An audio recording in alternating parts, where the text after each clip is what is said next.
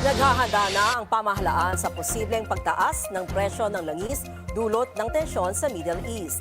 Ayon kay Pangulong Ferdinand Marcos Jr., nakikipag-ugnayan na ang Malacanang sa Kongreso upang mabigyan siya ng pansamantalang kapangyarihan na bawasan ang excise tax sa mga produktong petrolyo kapag umabot sa $80 per barrel ang presyo nito sa pandaigdigang merkado.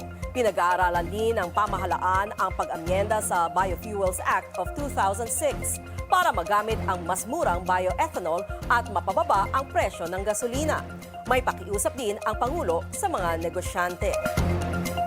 Nakikiusap ako sa ating mga negosyante at mga trader. Huwag ninyo sanang samantalahan ang sitwasyong ito. Pinapaalala ko sa lahat na ang hoarding at ang profiteering ay labag sa batas. Mga kababayan, hindi natin alam kung kailan matatapos ang kaguluhan sa gitnang silangan. Biktima tayo ng isang giyera na hindi natin pinili o ninanais. Hindi natin kontrolado ang digmaan, pero kontrolado natin kung paano natin poprotektahan ang Pilipino.